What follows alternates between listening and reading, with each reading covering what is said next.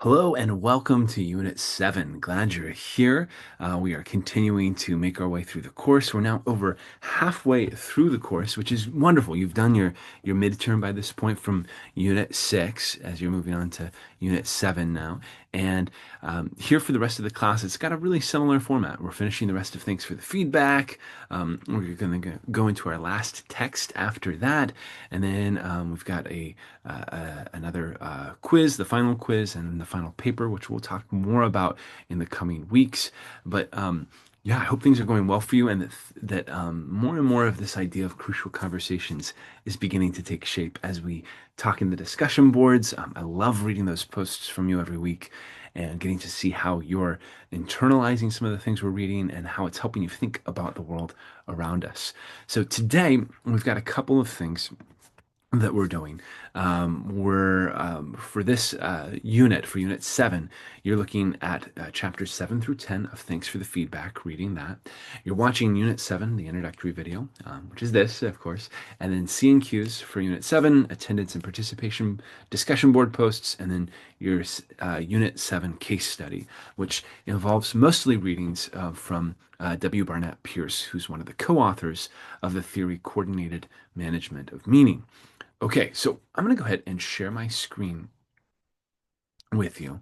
And this screen is going to be really helpful because it's going to guide our conversation. So let me pull that up for us here. We're going to present full screen. Here we go. Okay, so let's talk about this a little bit, okay? So the coordinated management of meaning, or CMM theory, coordinated management of meaning. Why is this important? Why are we pairing this idea here with the Thanks for the Feedback book? Why are we taking time to talk about this? Why are we reading things from W. Barnett Pierce in our case studies? Well, it's really simple. So the coordinated management of meaning theory, and we're gonna kind of start here at the end of the presentation, and I'm gonna work my way back a little bit. But the coordinated management of meaning theory helps us to understand how we make sense of the world. It's about co-creating meaning and managing shared reality, not just exchanging info. And the two authors, W. Barnett Pierce and Vernon Cronin, began developing this, I think, in the late 70s or early 80s. And they both published extensively afterwards about coordinated management of meaning. Pierce, in particular, before he passed away in, I think, 2007, did a lot of work on this topic and on extending the theory over a wide range of different scenarios and different ways of seeing the world. But basically, in a nutshell, coordinated management of meaning is about shared social worlds. It's this idea, and it's based on this idea that runs through several important communication theories, including relational dialectics, that we create the social worlds that we live in, that we're constantly building and shaping them, and that fundamentally they're shared. The world we live in is one that's constructed socially with other people and through social interactions, right? And for coordinated management of meaning, it sees communication, especially in the context of organizations as being coordinated, right? There's this back and forth between people. There's a management to the stories that we tell and to the ways we interact. And that's how we make meaning, right? Is through coordination, through management, and this shared sort of responsibility for the social worlds we live in. Some of the key concepts that come from coordinated management of meaning is how they understand sense making. So we interpret messages within various contexts. There's a hierarchy of meaning like content, speech act, episode, relationship, life script, cultural patterns. All of those things influence meaning, right? Meaning at an interpersonal level, meaning at a larger group level, right? And the theory helps us navigate those different hierarchies. And then punctuation, how we define interaction, beginnings and ends, it impacts interpretation. Um, so coordinated management of meaning, and you'll learn more about this as you read the articles from W. Barnett Pierce. it really emphasizes this idea that we coordinate meaning and that it's shared between us, that it's not something that meaning is not something that we derive just inside of ourselves in isolation. It's something that's built in the social networks, in the people and relationships that we have between and among us, right? Um, and this is really helpful because the theory really exists and lives in this space of organizational communication. And before Pierce and Cronin brought this into the field of communication, there wasn't a lot of conversation or talk about this kind of humanities sort of based, very acknowledgement of social worlds and the co creation of social worlds. All of that didn't live in the social sciences very often. It was so communication was so often thought as being just purely transactional and especially in organizational communication. So this was a really significant theory. And in terms of feedback, coordinated management of meaning, it helps us to understand complexity, helps us to understand this miscommunication, what's happening when we're miscommunicating, and it does give really key steps on how to align communication in order to effectively, more effectively, co-create meaning. Um, so the the really interesting and significant part here is how much work has been done on coordinated management of meaning in terms of application and how we apply this in organizations, in relationships. So, really helpful if you want to go do some exploring on your own. Um, when we look here at feedback, it becomes really important to look at coordinated management of meaning and how meaning is created because this is what we're talking about. Feedback is a meaning making process. Chapter 7 looks at wiring and temperament. So, understanding your identity triggers. Hardwiring is key. So, the way our inherent temperament kind of functions, right, is important and it shapes how we relate to feedback. I think I mentioned this last time that I'm a fairly defensive receiver of feedback. I'm aware that when someone is giving me feedback, my first tendency is to put up all the bristly walls that I can and just be like, I don't always take feedback well, and I don't shut down by getting angry or not expressing something. I get defensive, and so I try to defend my actions. I try to say, "Yeah, but I was doing this because," right, and that's something to be aware of. Like, what is your temperament? How do you handle feedback? What is your baseline, right? So, knowing your feedback profile, knowing what is your typical emotional state is important, and then understanding how that swings. How do your emotions shift, particularly when you're receiving negative feedback, which often hits harder than other kinds of feedback? And then, how long do your emotions last after you've received that negative feedback, and how do you bounce back? That idea of sustaining and recovery. So, know your baseline, know your swing, how hard do your emotions shift, and mine can swing pretty far. Uh, and then how long do your emotions last, and how do you bounce back? For me, I'm thankful for, and this may not be the right fit for everyone, but for me, I'm thankful that my emotions change rather quickly because they are really strong. And often I will move on to the next thing. I'm a little ADHD, and so my emotions will go in different places. But some people will hold on to those things for a while, and it may be a good thing for them. It may be a hard thing for them. But then bouncing back can take a while, or it can be really quick, right? So knowing your own profile is important. Um, Self awareness helps you manage reactions and then depersonalize feedback. And some of what the authors are trying to get us to is this point of taking feedback and accepting it as coaching, not as critiquing, but as trying to get better. It's not personal, it's about growth. And not everyone delivers feedback in that way, right? Not everyone delivers feedback as coaching. But the authors are trying to get us to hear feedback as coaching because that's more productive. Then we can do something with it, right? Seeing feedback at actual size, and that kind of ties into this as well, is this concept of dismantling distortions and seeing feedback the way it really is and how it's reflective of real um, life and reality and not just someone's opinions, right? So the exaggeration problem, we're dealing with this issue that emotions inflate feedback, making the feedback seem worse than it really is, right? So, and because of that, it can be very overwhelming. It can feel like, oh no, I'm a horrible person. This is terrible, right? And the goal here is to step back a bit and see feedback accurately, how it reflects reality, and move away from the overwhelming component of it, right? So there's some common distortions that can happen as we're looking at feedback that we receive. So one is specificity. So in this distortion, one flaw, one issue can become everything, right? So if someone maybe says, critiques me and says, Preston, you're late for our meeting consistently, week after week, and it's hard for me. This is not good, and it's not sustainable, right? And I can take that feedback and apply it to everything. I never show up on time for anything. It's not just this meeting. I don't show up for any of the important things in my life, for the people I care about, for right? You can start to see this spiral where the one flaw becomes everything, and it's all you can see.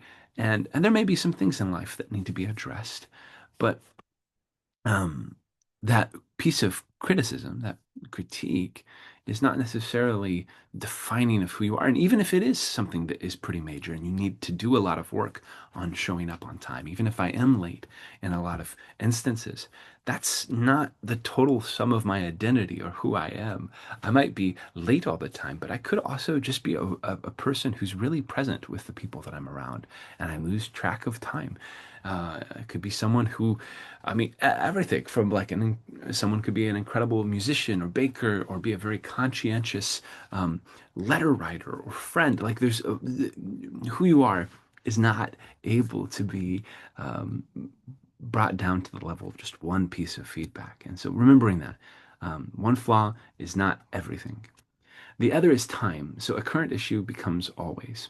So in this kind of distortion, common distortion, when someone is criticizing one thing that you've done, it can be easy to then see it as all the time. This is not just about this moment. It's about everything I've ever done or ever will do. And then you can also see how that starts to spiral as well.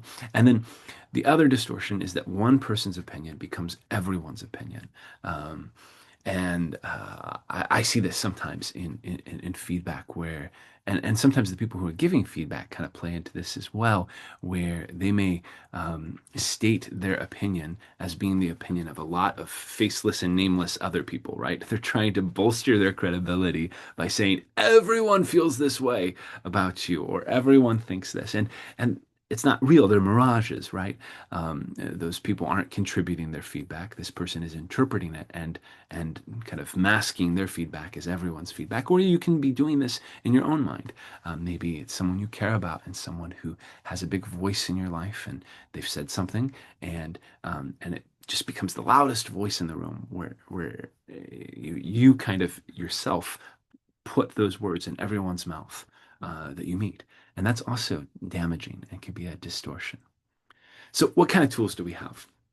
How do we get back to this place of right size feedback?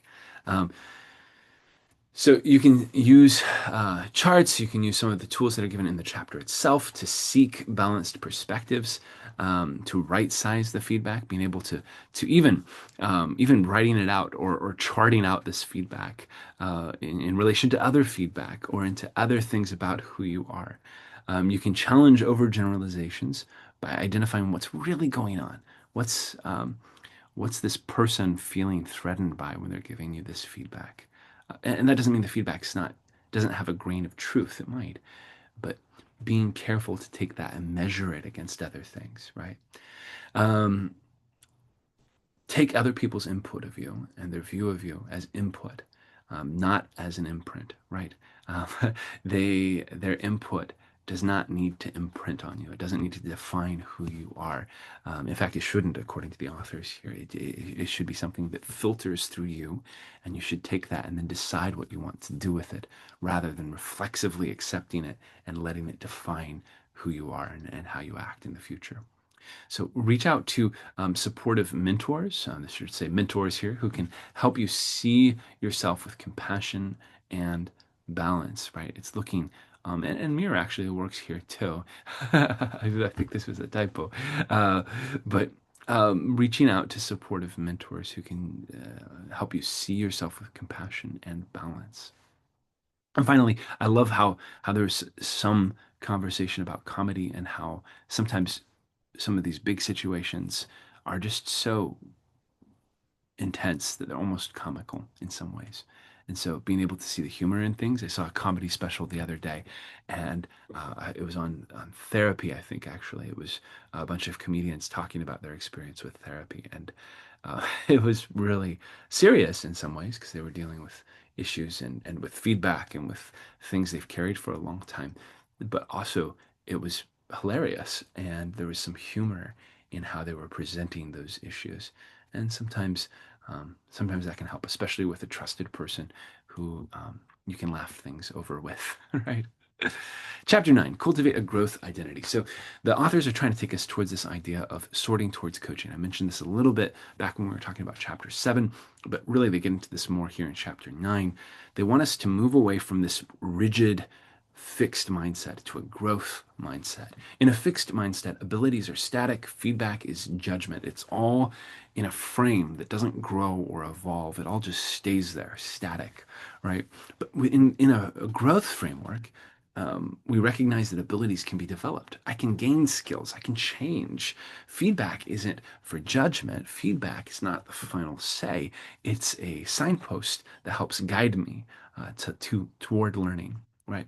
And aim for coaching. So feedback, although it may not always be delivered as coaching, which is one of the three kinds of feedback we discussed earlier, even though it's not always framed that way by the person giving it, you can reframe it for yourself as coaching, as an opportunity to grow, regardless of how someone intended it or delivered it. Right? Some strategies for doing this include focusing on learning as stories. What is the story that you are telling about your life and that is being told about you? See yourself as ever evolving. You have the capacity to change, to grow, to do something different, even today or right now, right? Recognize that improvement is always possible, and then separate, be able to recognize appreciation, coaching, and evaluation, right? And frame things for yourself as coaching. And then foster a culture where seeking feedback is normal, both for yourself, but in your workplace, in the places where you're working. It's not a sense of constantly taking the temperature of someone. That can not always be helpful, but looking towards a place where it's safe to give feedback and where those who are receiving feedback want to grow and regularly seek out opportunities for growth. And then finally, it's a mindset, right? Embrace both um, this idea of accepting feedback and the desire for growth, to change, to keep evolving.